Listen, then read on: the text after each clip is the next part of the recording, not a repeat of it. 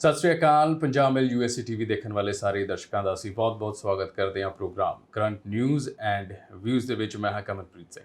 ਮੈਂ ਹਾਂ ਸੰਜੀਵ ਯਸ਼ ਖੰਨਾ, ਤੁਹਾਡਾ ਸਾਰਿਆਂ ਦਾ ਵੈਲਕਮ ਕਰਦੇ ਹਾਂ ਜੀ ਸੰਜੀਵ, ਜਿੱਥੇ ਦੇਖੀਏ ਤਾਂ ਨਿਊਜ਼ ਦੇ ਨਾਲ-ਨਾਲ ਲੋਕਾਂ ਦੇ ਵਿਊਜ਼ ਦਾ ਬਣਨਾ ਬਹੁਤ ਜ਼ਰੂਰੀ ਹੁੰਦਾ ਹੈ, ਕਿਉਂਕਿ ਕੋਈ ਖਬਰ ਕਿਸੇ ਐਂਗਲ ਤੋਂ ਕਿਸੇ ਇਨਸਾਨ ਦੇ ਲਈ ਵੱਖਰਾ ਵਿਊ ਲੈ ਕੇ ਆਉਂਦੀ, ਯਾਨੀ ਕਿ ਸੋਚ ਦਾ ਨਜ਼ਰੀਆ ਹੁੰਦਾ ਹੈ। ਬਿਲਕੁਲ ਸਹੀ ਗੱਲ ਹੈ, ਕਿਉਂਕਿ 360 ਡਿਗਰੀ ਅਸੀਂ ਹਮੇਸ਼ਾ ਕੰਸੀਡਰ ਕਰਦੇ ਹਾਂ। ਕਿਸੇ ਦੇ ਕੋਈ ਵੀ ਵਿਊਜ਼ ਹੋ ਸਕਦੇ ਨੇ ਜੀ, ਔਰ ਹਮੇਸ਼ਾ ਵਿਊਜ਼ ਜ਼ਿਆਦਾ ਇੰਪੋਰਟੈਂਟ ਹੁੰਦੇ ਨੇ, ਕਿਉਂਕਿ ਫੈਕਟਸ ਕਿੰਨੇ ਜ਼ਿਆਦਾ ਸਾਹਮਣੇ ਆ ਰਹੇ ਨੇ ਜੀ, ਉਸ ਦਾ ਕਈ ਵਾਰ ਨਹੀਂ ਵੀ ਪਤਾ ਲੱਗਦਾ। ਪਰ ਜਦੋਂ ਵਿਊਜ਼ ਦੇਣੇ ਹੁੰਦੇ ਨੇ ਉਹ ਬੜਾ ਰਿਸਪੌਂਸਿਬਿਲਿਟੀ ਦਾ ਕੰਮ ਹੈ, ਕਿਉਂਕਿ ਜਿਹੜੇ ਫੈਕਟਸ ਸਾਹਮਣੇ ਨੇ ਉਹਨਾਂ ਦੇ ਉੱਤੇ ਆਧਾਰਿਤ ਤੁਸੀਂ ਵਿਊਜ਼ ਦੇਣੇ ਨੇ, ਔਰ ਫੈਕਟਸ ਜਿਵੇਂ ਜਿਵੇਂ ਚੇਂਜ ਹੋਣਗੇ ਤਿਵੇਂ ਤਿਵੇਂ ਵਿਊਜ਼ ਵੀ ਚੇਂਜ ਹੋਣਗੇ। ਦੇਖੋ ਨਾ ਕਿ ਖਬਰ ਇੱਕੋ ਹੀ ਹੁੰਦੀ ਹੈ, ਲੇਕਿਨ ਇੱਥੇ ਆ ਕੇ ਮੈਨੂੰ ਲੱਗਦਾ ਹੈ ਕਿ ਮੀਡੀਆ ਦੀ ਰਿਸਪੌਂਸਿਬਿਲਿਟੀ ਬਣ ਜਾਂਦੀ ਹੈ ਕਿ ਉਸ ਖਬਰ ਨੂੰ ਕਿਸ ਤਰੀਕੇ ਦੇ ਨਾਲ ਲੋਕਾਂ ਦੇ ਸਾਹਮਣੇ ਰੱਖੇ। ਕਿਉਂਕਿ ਇੱਕ ਖਬਰ ਜਿਹੜੀ ਹੈ ਉਹਦੇ ਵਿੱਚ ਇੱਕ ਇਨਸਾਨ ਦੇ ਉੱਤੇ ਜੇਕਰ ਕੋਈ ਅਤਿਆਚਾਰ ਹੁੰਦਾ ਹੈ ਤੇ ਜੇਕਰ ਕਿਤੇ ਮੀਡੀਆ ਦੇ ਵਿੱਚ ਇਹ ਖਬਰ ਦੱਸ ਦਿੱਤੀ ਜਾਏ ਕਿ ਉਹ ਜਿਹੜਾ ਇਨਸਾਨ ਕਿਸੇ ਵੱਖਰੇ ਧਰਮ ਦੇ ਨਾਲ ਸੰਬੰਧਿਤ ਹੈ, ਕਿਸੇ ਇਹੋ ਜਿਹੀ ਜਗ੍ਹਾ ਦੇ ਨਾਲ ਉਹ ਸੰਬੰਧਿਤ ਹੈ ਜਿਹਦੇ ਨਾਲ ਧਾਰਮਿਕ ਭਾਵਨਾਵਾਂ ਜਿਹੜੀਆਂ ਨੇ, ਉਹ ਜ਼ਾਤ ਪਾਤ ਜਿਹੜੀ ਹੈ ਸਾਡੇ ਹਿੰਦੁਸਤਾਨ ਦੇ ਵਿੱਚ ਇੱਕ ਬਹੁਤ ਵੱਡਾ ਰੋਲ ਅਦਾ ਕਰ ਰਹੀ ਹੈ, ਕਿਉਂਕਿ ਇਹਦੇ ਨਾਲ ਜਿਹੜੇ ਪੋਲੀਟੀਕਲ ਬੰਦੇ ਨੇ ਉਹ ਆਪਣੀਆਂ ਰੋਟੀਆਂ ਸੇਕਦੇ ਨੇ, ਲੇਕਿਨ ਆਮ ਲੋਕ ਇਸ ਚਾਲ ਦੇ ਵਿੱਚ ਅਕਸਰ ਫਸ ਜਾਂਦੇ ਨੇ। ਬਿਲਕੁਲ ਆਮ ਲੋਕਾਂ ਨੂੰ ਇੰਨੀ ਸਮਝ ਨਹੀਂ ਹੁੰਦੀ, ਕਿਉਂਕਿ ਇਹ ਚਲਾਕ ਲੋਕ ਕਿਸੇ ਵੀ ਤਰ੍ਹਾਂ ਫਸਾ ਲੈਂਦੇ ਨੇ। ਸੋ ਗੱਲ ਇੰਨੀ ਹੈ ਕਿ ਹਰੇਕ ਬੰਦੇ ਨੂੰ ਇੰਨਾ ਸ਼ਾਰਪ, ਇੰਨਾ ਤੇਜ਼ ਹੋਣਾ ਪਏਗਾ ਕਿ ਉਹ ਇਹਨਾਂ ਦੀਆਂ ਚਾਲਾਂ ਸਮਝ ਸਕੇ ਤੇ ਆਪਣਾ ਉਹ ਕੰਮ ਕਰ ਸਕੇ ਜੋ ਕਰਨਾ ਬਣਦਾ ਹੈ। ਬਿਲਕੁਲ। ਲਓ ਫਿਰ ਅੱਜ ਦੀਆਂ ਜਿਹੜੀਆਂ ਖਾਸ ਖਬਰਾਂ ਅਸੀਂ ਆਪਣੇ ਦਰਸ਼ਕਾਂ ਨੂੰ ਪਹਿਲਾਂ ਉਹਨਾਂ ਦੇ ਵੱਲ ਇੱਕ ਨਜ਼ਰੀਆ ਜਿਹੜਾ ਅਸੀਂ ਬਾਅਦ ਚੋਂ ਦੱਸਾਂਗੇ। ਖਬਰਾਂ ਦੀ ਜਾਣਕਾਰੀ ਜ਼ਰੂਰ ਦਈਏ ਕਿ ਕੁਝ ਘਟ ਰਿਹਾ ਇਸ ਵੇਲੇ ਦੇਸ਼ ਦੁਨੀਆ ਦੇ ਵਿੱਚ। ਬਿਲਕੁਲ ਜੀ। ਇੱਕ ਤਾਂ ਫਾਈਜ਼ਰ ਕੰਪਨੀ ਨੇ ਅਮਰੀਕਾ ਨੂੰ ਬਹੁਤ ਜ਼ਿਆਦਾ ਮਦਦ ਦਿੱਤੀ ਹੈ, ਵੈਕਸੀਨ ਉੱਤੇ ਪਹੁੰਚਾਈ ਹੈ। ਸੋ ਪਾਕਿਸਤਾਨ ਨੂੰ ਕਾਫੀ ਮਦਦ ਮਿਲ ਰਹੀ ਹੈ ਅਮਰੀਕਾ ਤੋਂ। ਬਿਲਕੁਲ। ਦੇਖੋ, ਪਾਕਿਸਤਾਨ ਇੱਕ ਇਹੋ ਜਿਹੀ ਕੰਟਰੀ ਹੈ ਜਿਹੜੀ ਵਕਤ ਤਾਂ ਹੋ ਗਈ ਹੈ, ਲੇਕਿਨ ਉਹਨੇ ਆਪਣੇ ਜ਼ਿਆਦਾਤਰ ਕੰਮ ਜਿਹੜੇ ਨੇ ਲੋਕਾਂ ਦੇ ਲਈ, ਪਬਲਿਕ ਦੇ ਲਈ, ਉਹ ਕਰਨ ਦੇ ਵਿੱਚ ਉਹ ਨਾਕਾਮਯਾਬ ਰਹੀ ਹੈ। ਕਾਰਨ ਇੱਕੋ ਹੀ ਰਿਹਾ ਕਿ ਉੱਥੇ ਜ਼ਿਆਦਾਤਰ ਬੋਲਬਾਲਾ ਟੈਰਰਿਜ਼ਮ ਦਾ ਰਿਹਾ। ਇਹ ਵੀ ਇੱਕ ਰੀਜ਼ਨ ਹੈ, ਕਿਉਂਕਿ ਜਿੱਥੇ ਇਕਨੋਮੀ ਗਰੋ ਨਹੀਂ ਕਰੇਗੀ ਜੀ, ਉੱਥੇ ਕਦੀ ਕੁਝ ਹੋ ਨਹੀਂ ਸਕਦਾ। ਔਰ ਇਕਨੋਮੀ ਉੱਥੇ ਹੀ ਗਰੋ ਕਰਦੀ ਜਿੱਥੇ ਬਿਲਕੁਲ ਪੀਸ ਹੋਵੇ। ਤੁਹਾਡਾ ਕਹਿਣਾ ਬਿਲਕੁਲ ਸਹੀ ਹੈ। ਜਿੱਥੇ ਟੈਰਰਿਜ਼ਮ ਹੋਏਗਾ ਉੱਥੇ ਪੀਸ ਕਿੱਦਾਂ ਹੋ ਸਕਦੀ ਹੈ? ਜਿੱਥੇ ਪੀਸ ਨਹੀਂ, ਇਕਨੋਮੀ ਗਰੋ ਨਹੀਂ ਹੋ ਸਕਦੀ। ਇਸ ਕਰਕੇ ਮਹਿੰਗਾਈ ਦੀ ਦਰ ਜ਼ਿਆਦਾ ਹੈ, ਲੋਕਾਂ ਦਾ ਲਾਈਫ ਸਟਾਈਲ ਬੜਾ ਪੂਅਰ ਹੈ। ਬਹੁਤ ਰਿਚ ਲੋਕ ਤਾਂ ਬੈਠੇ ਨੇ ਉੱਥੇ ਵੀ, ਕਿਉਂਕਿ ਉਹ ਤਾਂ ਹਰ ਦੇਸ਼ 'ਚ ਬੈਠੇ ਨੇ, ਪਰ ਆਮ ਆਦਮੀ ਦਾ ਜੋ ਬੁਰਾ ਹਾਲ ਹੈ ਉਹ ਅਸੀਂ ਸਾਰੇ ਦੇਖਦੇ ਹਾਂ। ਸੋ 25 ਮਿਲੀਅਨ ਦੇ ਕਰੀਬ ਹੁਣ ਤੱਕ ਹੋ ਚੁੱਕੇ ਨੇ ਜੋ ਵੈਕਸੀਨ ਦੀ ਮਦਦ ਵਾਲੇ, ਉਹਨਾਂ ਨੂੰ ਇੰਜੈਕਸ਼ਨ ਭੇਜੇ ਗਏ ਨੇ। ਅਮਰੀਕਾ ਫਾਈਜ਼ਰ ਕੰਪਨੀ ਦੇ ਰਾਹੀਂ ਉਹਨਾਂ ਨੂੰ ਮਦਦ ਕੀਤੀ ਗਈ ਹੈ। ਚਲੋ, ਇਹ ਇੱਕ ਮਨੁੱਖਤਾ ਦੀ ਗੱਲ ਹੈ ਕਿ ਮਨੁੱਖ ਨੂੰ ਦੂਜੇ ਮਨੁੱਖ ਦਾ ਸਾਥ ਜਿਹੜਾ ਉਹ ਦੇਣਾ ਚਾਹੀਦਾ ਹੈ। ਜੇਕਰ ਕੋਈ ਤਾਕਤਵਰ ਕੰਟਰੀ ਹੈ, ਜੇ ਕੋਈ ਡਿਵੈਲਪ ਕੰਟਰੀ ਹੈ, ਤੇ ਉਹਨੂੰ ਦੂਸਰੀ ਜਿਹੜੀ ਅੰਡਰ ਡਿਵੈਲਪ ਕੰਟਰੀ ਹੈ ਉਹਦਾ ਹੱਥ ਜ਼ਰੂਰ ਫੜਨਾ ਚਾਹੀਦਾ ਹੈ, ਤਾਂ ਕਿ ਅਸੀਂ ਆਪਣੀ ਇਨਸਾਨੀਅਤ ਉਹ ਦਿਖਾ ਸਕੀਏ। ਲੇਕਿਨ ਜਿੱਥੋਂ ਤੱਕ ਮੈਂ ਦੇਖ ਰਿਹਾ ਕਿ ਇੱਕ ਖਬਰ ਮੈਂ ਵੀ ਪੜ੍ਹੀ ਸੀ ਕਿ ਪਾਕਿਸਤਾਨ ਦੇ ਵਿੱਚ ਪਾਕਿਸਤਾਨ ਦੀ ਸਰਕਾਰ ਦੇ ਹੱਥੋਂ ਜਿਹੜੀ ਮਹਿੰਗਾਈ ਹੈ ਉਹ ਬੇਲਗਾਮ ਹੁੰਦੀ ਜਾ ਰਹੀ ਹੈ। ਔਰ ਜਿੱਥੇ ਹਿੰਦੁਸਤਾਨ ਵੀ ਉਹਦੇ ਪਿੱਛੇ ਉਸ ਮਸਲੇ ਦੇ ਉੱਤੇ ਪਿੱਛੇ ਜਾ ਰਿਹਾ ਦਿਸ ਰਿਹਾ। ਮੈਨੂੰ ਖਬਰ ਸੀ ਕਿ ਪਾਕਿਸਤਾਨ ਦੇ ਵਿੱਚ ਇਸ ਵੇਲੇ ਜਿਹੜਾ ਪੈਟਰੋਲ ਹੈ ਉਹਦੀ ਕੀਮਤ 137 ਰੁਪਏ ਤੋਂ ਵੀ ਉੱਪਰ ਹੋ ਚੁੱਕੀ ਹੈ। ਬਿਲਕੁਲ। ਔਰ ਇੰਡੀਆ ਦੇ ਵਿੱਚ ਵੀ ਮੇਰਾ ਖਿਆਲ 107 ਨੂੰ ਕ੍ਰਾਸ ਕਰ ਚੁੱਕਾ ਹੈ। ਜੀ ਹਾਂ, ਇੰਡੀਆ ਦੇ ਵਿੱਚ ਜੇਕਰ ਅਸੀਂ ਪੰਜਾਬ ਦੀ ਗੱਲ ਕਰੀਏ ਤਾਂ ਉੱਥੇ 107 ਹੈ, ਲੇਕਿਨ ਇੰਡੀਆ ਦੇ ਵਿੱਚ ਹੋਰ ਵੀ ਬਹੁਤ ਸਾਰੇ ਇਹੋ ਜਿਹੇ ਸੂਬੇ ਨੇ ਜਿੱਥੇ ਇਹ 110 ਔਰ 115 ਦੇ ਕਰੀਬ ਪਹੁੰਚ ਚੁੱਕਾ ਹੈ। ਮਾਈ ਗॉड। ਔਰ ਤੁਸੀਂ ਦੇਖੋ, ਇੱਕ ਆਮ ਬੰਦਾ ਜੋ ਬੜੇ ਸ਼ੌਕ ਨਾਲ ਗੱਡੀ ਲੈਂਦਾ ਹੈ, ਬਾਈਕ ਲੈਂਦਾ ਹੈ, ਉਹ ਉਸ ਨੂੰ ਇੰਜੋਏ ਕਿਵੇਂ ਕਰ ਸਕਦਾ ਹੈ? ਔਰ ਦੂਸਰੇ ਪਾਸੇ ਲੋਕਾਂ ਨੇ ਤੰਗ ਆ ਕੇ ਸਾਈਕਲ ਖਰੀਦਣੇ ਸ਼ੁਰੂ ਕੀਤੇ ਕਿ ਚਲੋ ਕਿਸੇ ਤਰ੍ਹਾਂ ਪੈਟਰੋਲ ਦੀ ਬਚਤ ਹੋਵੇ, ਪਰ ਸਾਈਕਲ ਦੀ ਕੀਮਤ ਵਧਾ ਦਿੱਤੀ ਗਈ। ਜੇ ਈ ਬਾਈਕਸ ਦੀ ਗੱਲ ਕੀਤੀ, ਉਹਦੀ ਕੀਮਤ ਵਧਾ ਦਿੱਤੀ ਗਈ। ਮਤਲਬ ਹਰ ਥਾਂ ਤੇ ਕੰਪਨੀਆਂ ਬਿਜ਼ਨਸ ਦੇਖਦੀਆਂ ਨੇ, ਸਹੂਲੀਅਤ ਆਮ ਆਦਮੀ ਨੂੰ ਬਿਲਕੁਲ ਨਹੀਂ ਹੈ। ਜੀ। ਔਰ ਜੇਕਰ ਦੇਖਿਆ ਜਾਏ ਤਾਂ ਇਨਸਾਨ ਦੇ ਜਿਹੜੇ ਕਦਰਾਂ ਕੀਮਤਾਂ ਉਹਦੀ ਕੀਮਤ ਹੀ ਘਟਦੀ ਜਾ ਰਹੀ ਹੈ। ਦੁਨੀਆ ਦੇ ਵਿੱਚ ਹਰ ਚੀਜ਼ ਦੀ ਕੀਮਤ ਉੱਪਰ ਤੋਂ ਉੱਪਰ ਵੱਧਦੀ ਜਾ ਰਹੀ ਹੈ। ਇਨਸਾਨ ਦੀ ਕੋਈ ਕੀਮਤ ਨਹੀਂ ਹੈ। ਜੀ। ਔਰ ਕਈ ਵਾਰ ਮੈਂ ਸੋਚਦਾ, ਕਿਹਾ ਜਾਂਦਾ ਕਿ ਇਨਸਾਨ ਦਾ ਜਨਮ ਸਭ ਤੋਂ ਉੱਤਮ ਜਨਮ ਹੈ। ਕਈ ਵਾਰ ਮੈਂ ਦੇਖਦਾ ਇਨਸਾਨ ਦੀ ਹਾਲਤ ਨੂੰ ਦੇਖ ਕੇ ਕਿ ਵਾਕਈ ਇਹਨੂੰ ਹੀ ਉੱਤਮ ਜਨਮ ਕਹਿੰਦੇ ਨੇ। ਕਈਆਂ ਲੋਕਾਂ ਦਾ ਜ਼ਰੂਰ ਹੋ ਸਕਦਾ ਹੈ, ਪਰ ਸਭ ਦਾ ਨਹੀਂ ਹੈ। ਜੀ। ਔਰ ਇੱਥੇ ਹਿੰਦੁਸਤਾਨ ਦੀ ਜਿਹੜੀ ਮਾਈਥੋਲੋਜੀ ਹੈ ਉਹਦੇ ਵਿੱਚ ਇਹ ਕਿਹਾ ਜਾਂਦਾ ਹੈਗਾ ਕਿ ਇਹ ਆਪਣੇ ਕਰਮਾਂ ਦਾ ਜਿਹੜਾ ਲੇਖਾ ਹੈ। ਲੇਕਿਨ ਮੈਨੂੰ ਇਹ ਸਮਝ ਨਹੀਂ ਆਉਂਦੀ ਕਿ ਇਹ ਜਿਹੜਾ ਕਰਮਾਂ ਦਾ ਲੇਖਾ ਹੈ ਇਹ ਸਿਰਫ ਆਮ ਲੋਕਾਂ ਤੱਕ ਹੀ ਕਿਉਂ ਸੀਮਿਤ ਰਹਿ ਜਾਂਦਾ ਹੈ। ਜਿਹੜੇ ਲੋਕ ਇਹੋ ਜਿਹੇ ਕੰਮ ਕਰਦੇ ਨੇ ਜਿਹਦੇ ਨਾਲ ਆਮ ਲੋਕਾਂ ਦੀ ਜ਼ਿੰਦਗੀ ਮੁਨੱਸਰ ਕਰਦੀ ਹੈ। ਕੀ ਕਦੀ ਉਹਨਾਂ ਦੇ ਦਿਮਾਗ ਦੇ ਵਿੱਚ ਇਹ ਚੀਜ਼ ਨਹੀਂ ਆਉਂਦੀ ਹੈ ਕਿ ਅਸੀਂ ਆਮ ਲੋਕਾਂ ਦੇ ਲਈ ਕੁਝ ਇਸ ਤਰ੍ਹਾਂ ਦੇ ਕੰਮ ਕਰੀਏ ਤਾਂ ਕਿ ਸਾਡਾ ਅਗਲਾ ਜਨਮ ਸੁਖਾਲਾ ਹੋਵੇ? ਖਾਸ ਤੌਰ ਦੇ ਉੱਤੇ ਮੈਂ ਦੇਖ ਰਿਹਾ ਕਿ ਹਿੰਦੁਸਤਾਨ ਦੇ ਵਿੱਚ ਤੁਸੀਂ ਦੇਖੋ ਇਸ ਵਕਤ ਮਹਿੰਗਾਈ ਦੀ ਕਿੰਨੀ ਵੱਡੀ ਮਾਰ ਪੈ ਰਹੀ ਹੈ। ਆਮ ਲੋਕਾਂ ਤੱਕ ਤਾਂ ਜਿਹੜਾ ਉਹ ਰੁਜ਼ਗਾਰ ਤਾਂ ਹੈ ਹੀ ਨਹੀਂ ਹੈ। ਰੁਜ਼ਗਾਰ ਦੇ ਲਈ ਕਿੰਨੇ ਜ਼ਿਆਦਾ ਧੱਕੇ ਖਾਣੇ ਪੈ ਰਹੇ ਨੇ। ਜਿਹੜਾ ਯੂਥ ਹੈ ਉਹ ਕਿੰਨਾ ਜ਼ਿਆਦਾ ਡਿਸਟਰੈਕਟ ਹੋਇਆ ਫਿਰਦਾ ਇਸ ਵਕਤ, ਔਰ ਮਹਿੰਗਾਈ ਇੰਨੀ ਜ਼ਿਆਦਾ ਹੋ ਚੁੱਕੀ ਹੈ ਕਿ ਆਮ ਲੋਕ ਰੋਜ਼ੀ ਰੋਟੀ ਤੋਂ ਵੀ ਤੰਗ ਆ ਚੁੱਕੇ ਨੇ। ਬਿਲਕੁਲ, ਇਹ ਜਿਹੜਾ ਤੁਸੀਂ ਕਰਮਾਂ ਦਾ ਲੇਖਾ ਕਿਹਾ ਹੈ, ਮੈਨੂੰ ਕਈ ਵਾਰ ਲੱਗਦਾ ਹੈ ਇਹ ਖੇਤੀਬਾੜੀ ਨਾਲ ਜੁੜਿਆ ਹੋਇਆ ਕਨਸੈਪਟ ਹੈ। ਉਹ ਸਾਈਕੋਲੋਜੀ ਹੈ, ਉਹ ਮਨੋਵਿਗਿਆਨ ਹੈ ਕਿ ਜਿੱਦਾਂ ਦਾ ਬੀਜ ਪਾਉਨੇ ਹਾਂ ਉਦਾਂ ਦੀ ਫਸਲ ਲੈਨੇ ਹਾਂ। ਤਾਂ ਸਾਡੇ ਪੁਰਖੇ ਸਾਰੇ ਹੀ ਕਿਸਾਨ ਨੇ, ਅਸੀਂ ਕਿਸਾਨਾਂ ਦੀ ਹੀ ਸੰਤਾਨ ਹਾਂ। ਤਾਂ ਉੱਥੋਂ ਹੀ ਸ਼ਾਇਦ ਇਹ ਕਨਸੈਪਟ ਬਣਿਆ ਹੈ ਕਿ ਜਿੱਦਾਂ ਦਾ ਬੀਜ ਪਾਓਗੇ ਕਰਮਾਂ ਦਾ, ਉਦਾਂ ਦਾ ਹੀ ਤੁਹਾਨੂੰ ਫਲ ਮਿਲੇਗਾ। ਕਿਉਂਕਿ ਹਰ ਇੱਕ ਐਕਸ਼ਨ ਦਾ ਰਿਐਕਸ਼ਨ ਹੁੰਦਾ ਹੈ, ਇਹ ਪੱਕੀ ਗੱਲ ਹੈ। ਕੁਝ ਵੀ ਕਰੋਗੇ ਤਾਂ ਉਹਦਾ ਫਲ ਜ਼ਰੂਰ ਆਏਗਾ, ਘੁੰਮ ਕੇ ਜ਼ਰੂਰ ਆਏਗਾ। ਸੋ ਇਹ ਖੇਤੀ ਪ੍ਰਧਾਨ ਦੇਸ਼ ਹੋਣ ਕਰਕੇ ਇਸ ਕਨਸੈਪਟ ਨੂੰ ਜ਼ਿਆਦਾ ਤਰਜੀਹ ਦਿੱਤੀ ਗਈ ਹੈ। ਚਲੋ, ਅਸੀਂ ਹੁਣ ਖੇਤੀ ਦੀ ਗੱਲ ਤੁਸੀਂ ਕੀਤੀ ਹੈ ਤੇ ਖੇਤੀ ਦੇ ਨਾਲ ਸਭ ਤੋਂ ਇੰਪੋਰਟੈਂਟ ਚੀਜ਼ ਹੈ ਉਹ ਨੇ ਸਾਡੇ ਕਿਸਾਨ। ਬਿਲਕੁਲ, ਜਦੋਂ ਕਿ ਪੂਰੇ ਵਰਲਡ ਦੇ ਵਿੱਚ ਇੱਕੋ ਨਾਰਾ ਚੱਲ ਰਿਹਾ ਹੈ ਕਿ ਨੋ ਫਾਰਮਰ ਨੋ ਫੂਡ, ਹੈ ਨਾ। ਲੇਕਿਨ ਇਸ ਵਕਤ ਵੀ ਜੇ ਦੇਖਿਆ ਜਾਏ ਤਾਂ ਸਾਡੇ ਜਿਹੜਾ ਦੇਸ਼ ਦਾ ਕਿਸਾਨ ਹੈ ਉਹ ਇਸ ਵਕਤ ਸਰਹੱਦਾਂ ਤੇ ਬੈਠਾ ਹੋਇਆ ਔਰ ਉਹਦੀ ਕੋਈ ਵੀ ਗੱਲ ਦੀ ਸੁਣਵਾਈ ਨਹੀਂ ਹੋ ਰਹੀ ਹੈ। ਕੇਂਦਰ ਸਰਕਾਰ ਨੇ ਇੱਥੋਂ ਤੱਕ ਆਪਣਾ ਇੱਕ ਤਾਨਾਸ਼ਾਹੀ ਫਰਮਾਨ ਜਾਰੀ ਕਰ ਦਿੱਤਾ ਹੈ ਕਿ ਹੁਣ ਤਾਂ ਪੰਜਾਬ ਨੂੰ ਬਿਲਕੁਲ ਉਹਨਾਂ ਨੇ ਦਬੋਚ ਕੇ ਰੱਖਣ ਦੀ ਗੱਲ ਸ਼ੁਰੂ ਕਰ ਦਿੱਤੀ ਹੈ। ਜਿੱਥੇ ਤੱਕ ਸਰਹੱਦੀ ਖੇਤਰਾਂ ਦੀ ਅਸੀਂ ਗੱਲ ਕਰੀਏ ਤਾਂ ਤਕਰੀਬਨ 15 ਕਿਲੋਮੀਟਰ ਦਾ ਏਰੀਆ ਜਿਹੜਾ BSF ਦੇ ਅਧਿਕਾਰ ਖੇਤਰ ਦੇ ਵਿੱਚ ਆਉਂਦਾ ਸੀ, ਉਹਨੂੰ ਹੁਣ ਕੇਂਦਰ ਵੱਲੋਂ 50 ਕਿਲੋਮੀਟਰ ਤੱਕ ਕਰ ਦਿੱਤਾ ਗਿਆ। ਸੰਜੀਵ, ਤੁਹਾਨੂੰ ਨਹੀਂ ਲੱਗਦਾ ਕਿ ਕੇਂਦਰ ਨੇ ਕਿਤੇ ਨਾ ਕਿਤੇ ਪੰਜਾਬ ਦੇ ਨਾਲ ਥੋੜੀ ਜਿਹੀ ਕਹਿ ਲਓ ਕਿ ਆਪਣਾ ਜਿਹੜਾ ਦਿਖਾਉਣ ਵਾਸਤੇ ਜਾਂ ਇਹ ਕਹਿ ਦਈਏ ਕਿ ਪੰਜਾਬ ਨੂੰ ਦਬਾਉਣ ਵਾਸਤੇ, ਕਿਉਂਕਿ ਪੰਜਾਬ ਸ਼ੁਰੂ ਤੋਂ ਹੀ ਉਹਨੂੰ ਦਬਾਉਣ ਦੀ ਕੋਸ਼ਿਸ਼ ਕੀਤੀ ਜਾ ਰਹੀ ਹੈ। ਦੇਖਿਆ ਜਾਏ ਤਾਂ ਪੰਜਾਬ ਨੂੰ ਪਹਿਲਾਂ ਕਿੰਨਾ ਵੱਡਾ ਪੰਜਾਬ ਸੀ, ਜਦੋਂ ਮਹਾਰਾਜਾ ਰਣਜੀਤ ਸਿੰਘ ਦਾ ਵੇਲਾ ਸੀ ਤਾਂ ਅਫਗਾਨਿਸਤਾਨ ਤੋਂ ਅੱਗੇ ਤੱਕ ਸਰਹੱਦਾਂ ਪੰਜਾਬ ਦੀਆਂ ਹੋਇਆ ਕਰਦੀਆਂ ਸੀ। ਫਿਰ ਉਸ ਤੋਂ ਬਾਅਦ ਇੱਕ ਜਿਹੜਾ ਵੰਡ ਦਾ ਦੌਰ ਆਇਆ 1947 ਦੇ ਵਿੱਚ, ਪੰਜਾਬ ਦੇ ਉੱਥੇ ਦੋ ਟੋਟੇ ਕਰ ਦਿੱਤੇ ਗਏ। ਬਿਲਕੁਲ ਸਹੀ। ਉੱਥੇ ਹੀ ਨਹੀਂ, ਭਾਸ਼ਾ ਦੇ ਆਧਾਰ ਤੇ ਆ ਕੇ ਸਨ 1966 ਦੇ ਵਿੱਚ ਇੱਕ ਵਾਰ ਫਿਰ ਪੰਜਾਬ ਨੂੰ ਤੋੜਿਆ ਗਿਆ। ਔਰ ਇੱਕ ਪਿੱਛੇ ਅਸੀਂ ਗੱਲਾਂ ਸੁਣ ਰਹੇ ਸੀ ਜਿਹਦੇ ਵਿੱਚ ਇਹ ਜ਼ਿਆਦਾਤਰ ਗੱਲ ਕਹੀ ਜਾਂਦੀ ਸੀ ਕਿ ਪੰਜਾਬ ਨੂੰ ਹੁਣ ਹੋਰ ਜ਼ਿਆਦਾ ਤੋੜਿਆ ਜਾ ਰਿਹਾ ਹੈ, ਕਿਉਂਕਿ ਜਿਹੜੀ ਹਿੰਦੁਸਤਾਨ ਦੇ ਵਿੱਚ BJP ਸਰਕਾਰ ਹੈ, BJP ਸਰਕਾਰ ਦਾ ਇਸ ਵਕਤ ਪੰਜਾਬ ਦੇ ਵਿੱਚ ਬੋਲਬਾਲਾ ਨਹੀਂ ਹੋ ਰਿਹਾ ਹੈ। ਜਿਸ ਤਰੀਕੇ ਦੇ ਨਾਲ ਮੋਦੀ ਸਾਹਿਬ ਨੇ ਆਪਣਾ ਇੱਕ ਪਰਚਮ ਫਹਿਰਾਇਆ ਪੂਰੇ ਦੇਸ਼ ਦੇ ਵਿੱਚ, ਪੰਜਾਬ ਦੇ ਵਿੱਚ ਇਸ ਵਕਤ ਉਹਨਾਂ ਨੂੰ ਲੱਗ ਨਹੀਂ ਰਿਹਾ ਕਿ ਉਹਨਾਂ ਦੀਆਂ ਜੜ੍ਹਾਂ ਜਿਹੜੀਆਂ ਨੇ ਉਹ ਮਜ਼ਬੂਤੀ ਨਹੀਂ ਪਕੜ ਰਹੀਆਂ। ਤੇ ਕੀ ਤੁਹਾਨੂੰ ਲੱਗਦਾ ਹੈ ਕਿ ਇਹ ਜਿਹੜਾ BSF ਨੂੰ ਉਹਨਾਂ ਨੇ ਜਿਹੜਾ ਇਹ ਅਧਿਕਾਰ ਦਿੱਤਾ ਹੈ, ਉਹਨਾਂ ਦੀ ਕੋਈ ਚਾਲ ਲੱਗਦੀ ਹੈ ਇਹਦੇ ਵਿੱਚ? ਕੁਝ ਵੀ ਹੋ ਸਕਦਾ ਹੈ। ਪਹਿਲੀ ਗੱਲ ਤਾਂ ਇਹ ਹੈ ਕਿ ਕਲੀਅਰ ਕਰਨਾ ਪਏਗਾ ਕਿ ਵਾਕਈ ਹੀ ਸੁਰੱਖਿਆ ਦਾ ਮਾਮਲਾ ਹੈ। ਜੇ ਤਾਂ ਇਹ ਸੁਰੱਖਿਆ ਨਾਲ ਜੁੜਿਆ ਹੋਇਆ ਮਾਮਲਾ ਨਹੀਂ ਹੈ ਤਾਂ ਫਿਰ ਵਾਕਈ ਇੱਕ ਪੋਲੀਟੀਕਲ ਮੂਵ ਹੈ। ਹੁਣ ਇਹ ਇੱਕ ਬਿਮਾਰ ਸੋਚ ਦਾ ਵੀ ਪ੍ਰਤੀਕ ਹੋ ਸਕਦਾ ਹੈ ਕਿ ਤੁਸੀਂ ਕਿਉਂ ਆਪਣੇ ਆਪ ਨੂੰ ਦੂਜੇ ਉੱਤੇ ਥੋਪਣਾ ਚਾਹੁੰਦੇ ਹੋ। ਇੱਕ ਤਾਂ ਮੈਂ ਸਮਝਦਾ ਕਿ ਮੈਂ ਕਾਬਿਲ ਹਾਂ, ਇੱਕ ਵਾਕਈ ਕੀ ਇਹ ਸੱਚਾਈ ਹੈ ਕਿ ਮੈਂ ਕਾਬਿਲ ਹਾਂ ਜੀ। ਜੇ ਇਹ ਸੱਚਾਈ ਨਹੀਂ ਹੈ ਤਾਂ ਮੈਨੂੰ ਵਾਕਈ ਪਿੱਛੇ ਹਟ ਜਾਣਾ ਚਾਹੀਦਾ ਤੇ ਕਾਬਿਲ ਬੰਦੇ ਨੂੰ ਅੱਗੇ ਲਿਆਉਣਾ ਚਾਹੀਦਾ ਹੈ, ਕਿਉਂਕਿ ਇਹ ਦੇਸ਼ ਦਾ ਮਾਮਲਾ ਹੈ। ਪਰ ਜ਼ਬਰਦਸਤੀ ਕਰਕੇ ਆਪਣੇ ਆਪ ਨੂੰ ਦੂਜਿਆਂ ਤੇ ਥੋਪਣਾ, ਨਾਗਰਿਕਾਂ ਤੇ ਥੋਪਣਾ, ਤਾਂ ਨਾਗਰਿਕ ਇਸ ਚੀਜ਼ ਨੂੰ ਕਦੀ ਸਵੀਕਾਰ ਨਹੀਂ ਕਰਦੇ ਜੀ।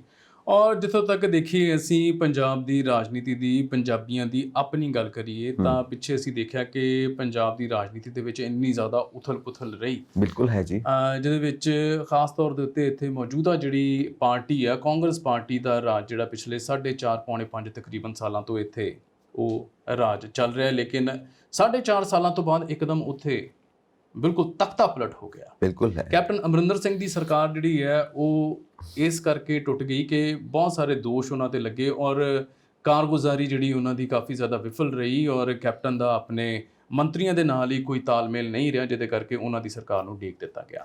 ਔਰ ਆਉਣ ਵਾਲੇ ਦਿਨਾਂ ਦੇ ਵਿੱਚ ਹੁਣ ਜਿਹੜੀ ਚਰਨਜੀਤ ਸਿੰਘ ਚੰਨੀ ਹਰਾਂ ਦੀ ਸਰਕਾਰ ਹੈ, ਉਹਨਾਂ ਨੇ ਆਉਂਦਿਆਂ ਕੁਝ ਕੁ ਵਾਅਦੇ ਜਿਹੜੇ ਆ ਉਹ ਲੋਕਾਂ ਤੋਂ ਲਏ। ਪਰ ਕੀ ਲੱਗਦਾ ਤੁਹਾਨੂੰ ਕਿ ਸਮੇਂ ਦੀ ਘਾਟ ਹੈ ਜਾਂ ਵਾਕਈ ਜਿਸ ਤਰ੍ਹਾਂ ਦੇ ਨਾਲ ਸਰਦਾਰ ਨਵਜੋਤ ਸਿੰਘ ਸਿੱਧੂ ਇੱਕ ਗੱਲ ਕਹਿੰਦੇ ਨੇ ਕਿ ਨੀਅਤ ਤੇ ਨੀਤੀ ਦੋਨੋਂ ਚੀਜ਼ਾਂ ਦਾ ਹੋਣਾ, ਤਾਲਮੇਲ ਹੋਣਾ ਬਹੁਤ ਜ਼ਿਆਦਾ ਜ਼ਰੂਰੀ ਹੈ। ਔਰ ਕਾਂਗਰਸ ਦੇ ਵਿੱਚ ਕੀ ਲੱਗਦਾ ਹੈ ਕਿ ਨੀਅਤ ਹੈ, ਨੀਤੀ ਹੈ ਜਾਂ ਦੋਨਾਂ ਚੀਜ਼ਾਂ ਦੀ ਕਮੀ ਹੈ? ਵਿਊ ਕੀ ਹੈ ਇਹਦੇ ਵਿੱਚ? ਵਿਊ ਤਾਂ ਇਹੀ ਹੈ ਕਮਲ ਜੀ ਕਿ ਸਾਨੂੰ ਸਭ ਤੋਂ ਪਹਿਲਾਂ ਦੇਸ਼ ਬਾਰੇ ਸੋਚਣਾ ਚਾਹੀਦਾ। ਦੇਸ਼ ਬਾਰੇ ਸੋਚੋਗੇ ਤਾਂ ਹੀ ਨੀਅਤ ਸਾਹਮਣੇ ਆਏਗੀ, ਤਾਂ ਹੀ ਨੀਅਤੀ ਸਾਹਮਣੇ ਆਏਗੀ। ਜੇ ਸਿਰਫ ਆਪਣੇ ਆਪ ਸੋਚਣਾ ਹੈ, ਆਪਣੇ ਬਾਰੇ ਸੋਚਣਾ ਹੈ ਕਿ ਮੈਂ ਅਹੁਦੇ ਤੇ ਕਿਵੇਂ ਪਹੁੰਚਣਾ ਹੈ, ਮੈਂ ਪਾਵਰ ਦੀ ਪੋਜੀਸ਼ਨ ਕਿਵੇਂ ਹਾਸਿਲ ਕਰਨੀ ਹੈ, ਤਾਂ ਨਾ ਨੀਅਤ ਹੈ, ਨਾ ਨੀਅਤੀ ਹੈ, ਤਾਂ ਪਾਵਰ ਕੈਪਚਰ ਕਰਨ ਦੀ ਗੇਮ ਹੈ। ਸੋ ਤਕਰੀਬਨ ਵਾਈਂਡ ਅਪ ਹੋਣ ਵਾਲੀ ਹੈ ਇਹ ਗਵਰਨਮੈਂਟ ਜੀ, ਔਰ ਉਸ ਤੋਂ ਬਾਅਦ ਇਲੈਕਸ਼ਨਸ ਹੋਣੀਆਂ ਨੇ, ਆਪਾਂ ਸਾਰੇ ਜਾਣਦੇ ਹਾਂ। ਹੁਣ ਤੁਸੀਂ ਕੀ ਕਰ ਸਕਦੇ ਹੋ? ਇੱਕ ਪਾਸੇ ਖਜ਼ਾਨਾ ਖਾਲੀ ਹੈ, ਇੱਕ ਪਾਸੇ ਜਨਤਾ ਜਿਹੜੀ ਹੈ ਹਾਹਾਕਾਰ ਮਚਿਆ ਹੋਇਆ ਕਿ ਹੋਏਗਾ ਕੀ।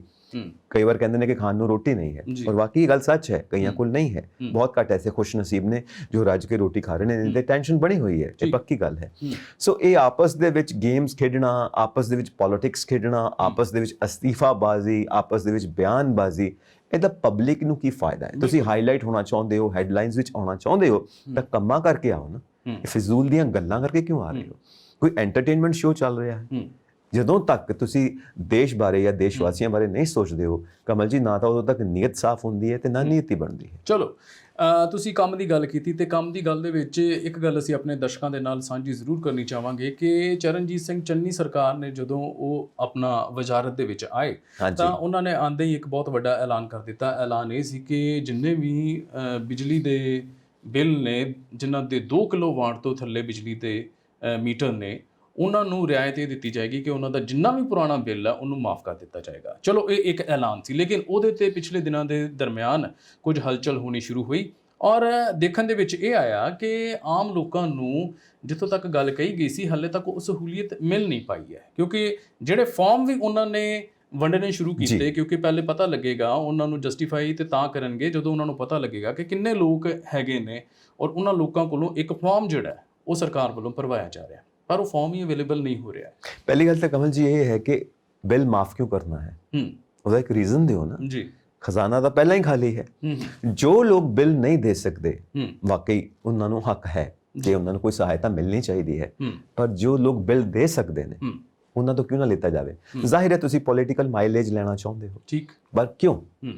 ਤੁਸੀਂ ਫਿਰ ਗੱਲ ਉੱਥੇ ਆ ਜਾਂਦੀ ਹੈ, ਜਦੋਂ ਤੱਕ ਤੁਸੀਂ ਦੇਸ਼ ਦੇ ਸਗੇ ਨਹੀਂ, ਸੂਬੇ ਦੇ ਸਗੇ ਨਹੀਂ, ਨਾਗਰਿਕਾਂ ਦੇ ਸਗੇ ਨਹੀਂ, ਉਦੋਂ ਤੱਕ ਇਹ ਸਭ ਪੋਲੀਟੀਕਲ ਗੇਮਸ ਨੇ, ਪੋਲੀਟੀਕਲ ਮਾਈਲੇਜ ਹੈ, ਮੈਂ ਕਿੱਦਾਂ ਪਾਵਰ 'ਚ ਬਣਿਆ ਰਹਿਣਾ ਹੈ, ਔਰ ਇਹ 6 ਮਹੀਨੇ ਜਾਂ 5 ਮਹੀਨੇ ਜਿਹੜੇ ਬਾਕੀ ਰਹਿ ਗਏ ਨੇ ਉਹ ਕੰਪਲੀਟ ਹੋਣ ਤੋਂ ਬਾਅਦ ਮੈਂ ਨਵੀਆਂ ਇਲੈਕਸ਼ਨ ਜਿੱਤਣੀਆਂ ਕਿਵੇਂ ਨੇ, ਔਰ ਉਸ ਵਕਤ ਅਸਲੀ ਰੂਪ ਸਾਹਮਣੇ ਆਉਂਦਾ ਹੈ। ਅਸੀਂ ਦੇਖਦੇ ਰਹੇ ਹਾਂ ਜਦੋਂ ਵੀ ਕੋਈ ਸਰਕਾਰ ਪਾਵਰ 'ਚ ਆਉਂਦੀ ਹੈ, ਬੜੀ ਖੂਬਸੂਰਤ ਲੱਗਦੀ ਹੈ, ਬੜੀ ਪਿਆਰੀ ਗੱਲਾਂ ਹੁੰਦੀਆਂ ਨੇ, ਹੌਲੀ ਹੌਲੀ ਹੌਲੀ ਹੌਲੀ ਅਸਲੀ ਚਿਹਰਾ ਸਾਹਮਣੇ ਆਉਣਾ ਸ਼ੁਰੂ ਹੁੰਦਾ ਹੈ, ਔਰ ਪਬਲਿਕ ਨੂੰ ਲੱਗਦਾ ਯਾਰ ਫਿਰ ਉਹੀ ਗਲਤੀ ਕੀਤੀ ਜਿਹੜੀ ਪਿਛਲੀ ਵਾਰ ਕੀਤੀ ਸੀ।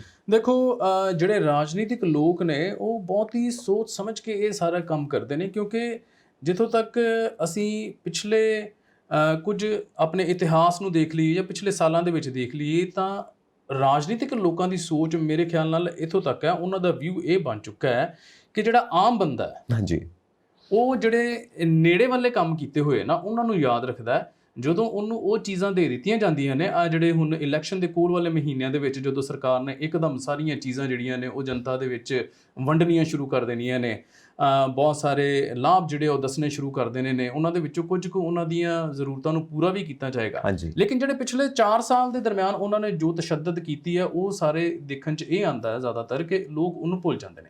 ਪਰ ਇੱਥੇ ਮੈਂ ਸਿਰਫ ਅੱਜ ਕੱਲ੍ਹ ਦੇ ਮਾਹੌਲ ਦੀ ਜੇਕਰ ਆਪਾਂ ਗੱਲ ਕਰੀਏ ਤਾਂ ਇਹ ਜ਼ਰੂਰ ਦੇਖ ਰਹੇ ਹਾਂ ਕਿ ਕਿਸਾਨੀ ਅੰਦੋਲਨ ਨੇ ਜ਼ਰੂਰ ਕੋਈ ਹਲੂਣਾ ਜਿਹੜਾ ਉਹ ਦਿੱਤਾ ਹੈ। ਹੁਣ ਜਿਹੜੇ ਇਹ ਮੰਤਰੀ ਨੇ, ਇਹ ਲੀਡਰ ਨੇ, ਜਦੋਂ ਲੋਕਾਂ ਦੇ ਘਰਾਂ ਦੇ ਵਿੱਚ ਜਾਂਦੇ ਨੇ ਤੇ ਅੱਜ ਲੋਕੀ ਇਹਨਾਂ ਨੂੰ ਆਪਣੇ ਘਰ ਦੀ ਦਹਲੀਜ਼ ਦੇ ਅੰਦਰ ਤੱਕ ਨਹੀਂ ਆਉਣ ਦਿੰਦੇ, ਬਾਹਰ ਹੀ ਖੜੇ ਹੋ ਕੇ ਸਵਾਲ ਕਰਦੇ ਨੇ, ਪੁੱਛਦੇ ਨੇ ਕਿ ਦੱਸੋ ਕਿ ਪਿਛਲੇ 4 ਸਾਲਾਂ ਦੇ ਵਿੱਚ ਤੁਸੀਂ ਕੀ ਕੀਤਾ ਕੀ ਹੈ। ਪਹਿਲੀ ਗੱਲ ਤਾਂ ਇਹ ਹੈ ਨਾ ਕਮਲ ਜੀ ਕਿ ਇਹ ਜਿਹੜੇ ਪੋਲੀਟੀਕਲ ਲੀਡਰ ਨੇ, ਇਹ ਨੇਤਾ ਆਉਂਦੇ ਕਿੱਥੋਂ ਨੇ ਜੀ? ਇਹ ਸਾਡੇ ਵਿੱਚੋਂ ਹੀ ਆਉਂਦੇ ਨੇ। ਜੇ ਉਹ ਕਰਪਟ ਨੇ ਤਾਂ ਜ਼ਾਹਿਰ ਤੌਰ ਤੇ ਅਸੀਂ ਸਾਰੇ ਹੀ ਕਰਪਟ ਹਾਂ ਜੀ। ਜੇ ਅਸੀਂ ਸਾਰੇ ਹੀ ਸੁਧਰੇ ਹੋਈਏ ਤਾਂ ਸਾਡੇ ਵਿੱਚੋਂ ਹੀ ਇੱਕ ਬੰਦਾ ਆਏਗਾ ਨਾ ਜਿਹੜਾ ਸੁਧਰਿਆ ਹੋਇਆ ਹੋਏਗਾ। ਤਾਂ ਜਦੋਂ ਅਸੀਂ ਸਾਰੇ ਹੀ ਕਰਪਟ ਹਾਂ ਔਰ ਅਸੀਂ ਕਰਪਟ ਲੋਕਾਂ ਨੇ, ਭ੍ਰਸ਼ਟਾਚਾਰੀ ਲੋਕਾਂ ਨੇ ਇੱਕ ਭ੍ਰਸ਼ਟਾਚਾਰੀ ਨੂੰ ਹੀ ਚੁਣਨਾ ਤੇ ਉਸਨੇ ਆ ਕੇ ਉਹੀ ਕੰਮ ਕਰਨੇ ਨੇ ਜੋ ਭ੍ਰਸ਼ਟਾਚਾਰੀ ਕਰਦੇ ਨੇ। ਇਹਦੇ 'ਚ ਹੈਰਾਨੀ ਵਾਲੀ ਤਾਂ ਕੋਈ ਗੱਲ ਹੈ ਨਹੀਂ ਸੰਜੀਵ ਜੀ। ਇਹ ਤੇ ਹੈ, ਇਹ ਤਾਂ ਜਿਸ ਤਰ੍ਹਾਂ ਕਹਿੰਦੇ ਨੇ ਕਿ ਵੀ ਜਿਹਨੂੰ ਆਪਾਂ ਇੱਕ ਪੰਜਾਬੀ ਦੇ ਵਿੱਚ ਮੁਹਾਵਰਾ ਹੈ ਕਿ ਵੀ ਆਵਾ ਹੀ ਉੱਤ ਗਿਆ ਹੈ ਨਾ। ਹਾਂਜੀ ਭਾਈ, ਪਰ ਗੱਲ ਇਹ ਹੈ ਕਿ ਜੇਕਰ ਅਸੀਂ ਹੁਣ ਇਹੋ ਜਿਹੀ ਸੋਚ ਰੱਖਾਂਗੇ ਕਿ ਵੀ ਆਵਾ ਹੀ ਉਤ ਗਿਆ ਤਾਂ ਉਹ ਤਾਂ ਕੋਈ ਹੱਲ ਨਹੀਂ ਹੈ, ਹੈ ਨਾ। ਹੁਣ ਉਹਦੇ 'ਚ ਇਹ ਹੈ ਕਿ ਜਿਹੜੇ ਲੋਕ ਆਮ ਲੋਕ ਜਿਹੜੇ ਨੇ, ਜਿਨ੍ਹਾਂ ਦਾ ਰਾਜਨੀਤੀ ਦੇ ਨਾਲ ਕੋਈ ਲੈਣ ਦੇਣ ਹੀ ਨਹੀਂ ਹੈ, ਜਿਹੜੇ ਸਿਰਫ ਆਪਣੇ ਦਿਨਚਰਿਆ ਦੇ ਵਿੱਚ ਸਵੇਰੇ ਜਦੋਂ ਉੱਠਦੇ ਨੇ ਤੇ ਉਹਨਾਂ ਨੂੰ ਇੱਕੋ ਚੀਜ਼ ਦੀ ਫਿਕਰ ਹੁੰਦੀ ਹੈ ਕਿ ਅੱਜ ਕੀ ਉਹਨਾਂ ਨੂੰ ਦਿਹਾੜੀ ਮਿਲੇਗੀ, ਬਿਲਕੁਲ ਸਹੀ, ਸ਼ਾਮ ਦੀ ਰੋਟੀ ਉਹਨਾਂ ਨੂੰ ਨਸੀਬ ਹੋਏਗੀ। ਔਰ ਜਦੋਂ ਉਹ ਰਾਤੀ ਉਹ ਰੋਟੀ ਖਾ ਕੇ ਸੌਂਦੇ ਨੇ ਜਾਂ ਕਈ ਵਾਰ ਭੁੱਖੇ ਪੇਟ ਸੌਂਦੇ ਨੇ ਤੇ ਸਵੇਰੇ ਫਿਰ ਉਹੀ ਚਿੰਤਾ ਉਹਨਾਂ ਨੂੰ ਸਤਾਉਣੀ ਸ਼ੁਰੂ ਕਰ ਦਿੰਦੀ ਹੈ। ਇੱਕ ਨਾ ਅੰਗਰੇਜ਼ੀ ਦੇ ਵਿੱਚ ਕਹਾਵਤ ਹੈ, ਜੀ, even if you are not interested in politics, politics is interested in you। ਕਿਉਂ? ਕਿਉਂਕਿ ਤੁਹਾਨੂੰ ਇਸਤੇਮਾਲ ਕਰਕੇ ਹੀ ਉਹਨਾਂ ਨੇ ਪਾਵਰ ਦੇ ਵਿੱਚ ਆਣਾ ਹੈ, ਪਾਵਰ ਗੇਮ ਖੇਡਣੀ ਹੈ। ਸੋ ਇੱਕ ਚੀਜ਼ ਹੈ ਕਿ ਮੰਨ ਲਓ ਤੁਸੀਂ ਪਾਵਰ ਦੇ ਵਿੱਚ ਆ ਗਏ ਜੀ, ਔਰ ਤੁਸੀਂ ਭ੍ਰਸ਼ਟ ਹੋ ਜ਼ਾਹਿਰ ਤੌਰ ਤੇ, ਕਿਉਂਕਿ ਭ੍ਰਸ਼ਟ ਅਸੀਂ ਸਾਰੇ ਹਾਂ, ਸਾਡੇ ਵਿੱਚੋਂ ਹੀ ਆਏ ਹੋ, ਤਾਂ ਫਿਰ ਜਿਹੜੇ ਲੋਕ ਉਹਨਾਂ ਨੂੰ ਉਸ ਪਾਵਰ 'ਚ ਲੈ ਕੇ ਆਏ ਨੇ, ਉਹਨਾਂ ਦੇ ਪ੍ਰਤੀ ਉਹਨਾਂ ਦੇ ਕੋਈ ਫਰਜ਼ ਬਣਦੇ ਨੇ, ਪੁੱਛਣਗੇ ਵੀ ਤੈਨੂੰ ਇੱਥੇ ਬਿਠਾਇਆ ਹੈ, ਆਪਣੇ ਫਾਇਦੇ ਵਾਸਤੇ ਬਿਠਾਇਆ ਹੈ ਨਾ, ਤੇ ਸਾਨੂੰ ਉਹ ਫਾਇਦਾ ਨਹੀਂ ਮਿਲਦਾ ਪਿਆ, ਸਾਨੂੰ ਫਾਇਦਾ ਚਾਹੀਦਾ।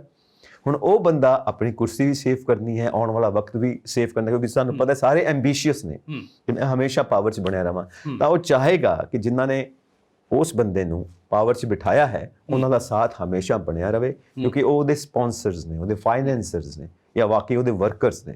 ਸੋ ਉਹਨਾਂ ਦਾ ਦਿਲ ਖੁਸ਼ ਕਰਨਾ ਪਏਗਾ। ਜੇ ਉਹ ਗਲਤੀ ਵੀ ਕਰਨਗੇ, ਉਹਨਾਂ ਦੇ ਖਿਲਾਫ ਕੋਈ ਲੀਗਲ ਐਕਸ਼ਨ ਵੀ ਹੋਣ ਲੱਗੇਗਾ, ਕੋਈ ਪੁਲਿਸ ਐਕਸ਼ਨ ਵੀ ਹੋਣ ਲੱਗੇਗਾ, ਤਾਂ ਸਾਹਿਬ ਜੀ ਦਾ ਫੋਨ ਆ ਜਾਏਗਾ।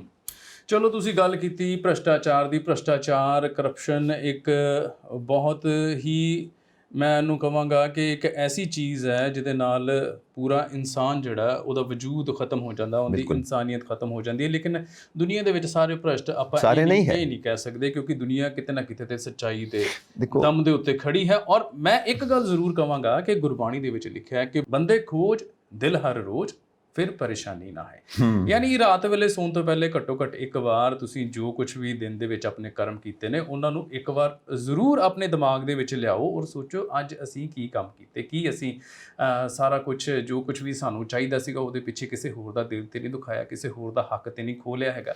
ਜਦੋਂ ਸਾਡੀ ਵਿਚਾਰਧਾਰਾ ਇਹ ਹੋਏਗੀ ਤੇ ਉਦੋਂ ਅਸੀਂ ਆਪਣੇ ਆਪ ਹੀ ਇਸ ਭ੍ਰਸ਼ਟਾਚਾਰ ਤੋਂ ਦੂਰ ਹੋ ਜਾਵਾਂਗੇ। ਬਿਲਕੁਲ ਹੋ ਜਾਵਾਂਗੇ। ਸਦੀਆਂ ਤੋਂ ਗੁਰਬਾਣੀ ਸਾਡਾ ਮਾਰਗਦਰਸ਼ਨ ਕਰ ਰਹੀ ਹੈ ਜੀ। ਕਿੰਨੇ ਕੁ ਲੋਕ ਚੱਲ ਰਹੇ ਨੇ ਗੁਰਬਾਣੀ ਦੇ ਉੱਤੇ, ਕਿੰਨੇ ਕੁ ਲੋਕ ਅਪਣਾ ਰਹੇ ਨੇ ਆਪਣੇ ਜੀਵਨ ਦੇ ਵਿੱਚ। ਪਾਠ ਅਸੀਂ ਸਾਰੇ ਕਰਦੇ ਹਾਂ, ਬਾਬਾ ਜੀ ਨੂੰ ਅਸੀਂ ਸਾਰੇ ਮੱਥਾ ਟੇਕਦੇ ਹਾਂ, ਪਰ ਉਹਨਾਂ ਦੀ ਗੱਲ ਮੰਨਦੇ ਹਾਂ? ਕਿੰਨੇ ਕੁ ਲੋਕ ਮੰਨਦੇ ਨੇ?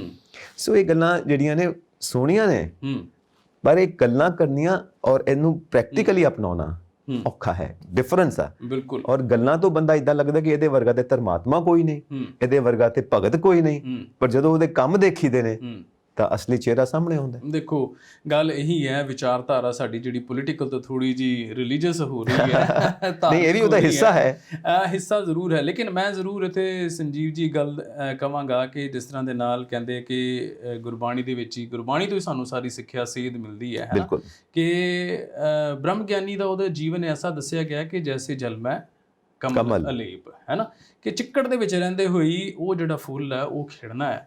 ਔਰ ਉਹ ਜਿਹੜਾ ਫੁੱਲ ਤਾਂ ਹੀ ਖਿੜੇਗਾ ਜੇਕਰ ਅਸੀਂ ਆਪਣੇ ਮਨ ਨੂੰ ਉਸ ਚਿੱਕੜ ਤੋਂ ਦੂਰ ਰੱਖਾਂਗੇ, ਵੈਰ ਵਿਰੋਧ ਦੀ ਭਾਵਨਾ ਨੂੰ ਦੂਰ ਰੱਖਾਂਗੇ। ਕਿੰਨੇ ਕੁ ਇਨਸਾਨ ਇਹ ਕਰਦੇ ਨੇ, ਕਿੰਨੇ ਨਹੀਂ ਕਰਦੇ। ਜੇ ਅਸੀਂ ਇਸ ਲੇਖੇ ਜੋਖੇ ਦੇ ਵਿੱਚ ਪੈ ਗਏ ਤੇ ਮੇਰੇ ਖਿਆਲ ਦੇ ਨਾਲ ਉਹ ਸਾਡੇ ਮਨ ਦੇ ਵਿੱਚ ਉਹ ਭਾਵਨਾ ਨਹੀਂ ਉਤਪੰਨ ਹੋ ਸਕੇਗੀ। ਸਿਰਫ ਇੰਨਾ ਸੋਚੀਏ ਕਿ ਇਹ ਜਿਹੜਾ ਮੈਂ ਇਸ ਤਰ੍ਹਾਂ ਕਰਨਾ ਹੈ ਨਾ, ਬਾਕੀ ਦੂਜੇ ਦਾ ਕਰਮ ਹੈ, ਉਹਦੇ ਤੇ ਛੱਡ ਦੇ। ਦੇਖੋ, ਗੱਲ ਇਹ ਹੈ ਕਿ ਇਹ ਕਰਨਾ ਮੇਰੇ ਆਪਣੇ ਹੱਥ ਨਹੀਂ ਹੈ, ਕਿਉਂਕਿ ਬਾਬਾ ਜੀ ਨੇ ਵੀ ਲਿਖਿਆ ਹੈ, ਆਪੇ ਨਾਮ ਜਪਾਵੇ, ਜਿਹਦੇ ਉੱਤੇ ਬਖਸ਼ਿਸ਼ ਹੋਏਗੀ ਉਹੀ ਇਹ ਕਰੇਗਾ।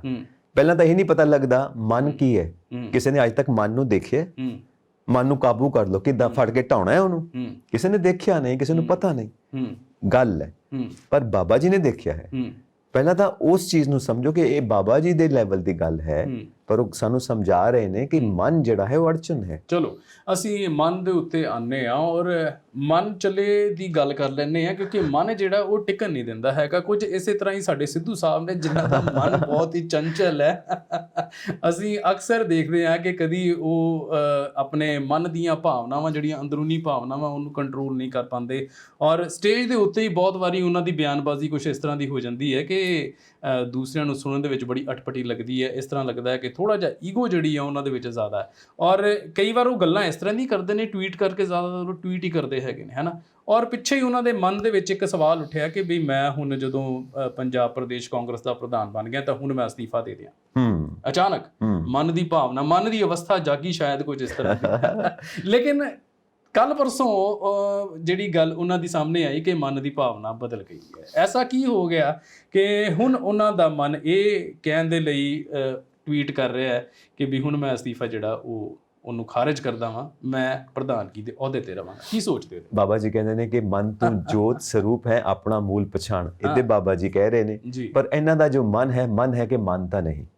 ਉਹਨੂੰ ਪਤਾ ਨਹੀਂ ਮਨ ਕੀ ਕਹਿੰਦਾ ਹੈ। ਤੇ ਇਹਨਾਂ ਦੇ ਮਨ ਦੇ ਵਿੱਚ ਇਦਾਂ ਵਿਚਾਰ ਆਉਂਦੇ ਨੇ ਜਿਵੇਂ ਸਮੁੰਦਰ ਦੇ ਉੱਤੇ ਨਾ ਲਹਿਰਾਂ ਆਉਂਦੀਆਂ ਨੇ, 1 ਸੈਕਿੰਡ ਦੇ ਵਿੱਚ ਪਤਾ ਨਹੀਂ ਕਿੰਨੀਆਂ ਲਹਿਰਾਂ ਆਉਂਦੀਆਂ ਨੇ, ਕਿੰਨੀਆਂ ਕੁ ਵਾਪਸ ਜਾਂਦੀਆਂ ਨੇ। ਇਹੀ ਇਹਨਾਂ ਦੇ ਮਨ ਦੀ ਸਥਿਤੀ ਹੈ। ਪਤਾ ਨਹੀਂ ਕਿੰਨੇ ਕੁ ਵਿਚਾਰ ਆਉਂਦੇ ਨੇ, ਕਿੰਨੇ ਕੁ ਵਾਪਸ ਜਾਂਦੇ ਨੇ। ਉਹ ਟਵੀਟ ਕਰਦੇ ਕਰਦੇ ਹੀ ਵਿਚਾਰ ਬਦਲ ਜਾਂਦਾ। ਪਤਾ ਨਹੀਂ ਕਿੰਨੀ ਵਾਰ ਟਵੀਟ ਹਟਾਉਂਦੇ ਹੋਣਗੇ, ਫਿਰ ਦੁਬਾਰਾ ਲਿਖਦੇ ਹੋਣਗੇ, ਫਾਈਨਲ ਵੀ ਹੁੰਦਾ ਹੋਏਗਾ ਕਿ ਨਹੀਂ ਹੁੰਦਾ ਹੋਏਗਾ, ਫਿਰ ਕਨਫਿਊਜ਼ਨ ਦੇ ਵਿੱਚ ਚਲੋ ਜੀ ਐਂਟਰ ਮਾਰ ਦਿਓ, ਹੋ ਗਿਆ ਪਤਾ ਨਹੀਂ ਹੁਣ ਕੀ ਹੋ ਰਿਹਾ ਹੈ। ਨਹੀਂ ਹੋ ਗਿਆ, ਨਹੀਂ ਖਟਾਕ ਠੋਕੋ। ਠੀਕ। ਸੋ ਇਹ ਚੀਜ਼ ਚੱਲ ਰਹੀ ਹੈ ਹੁਣ।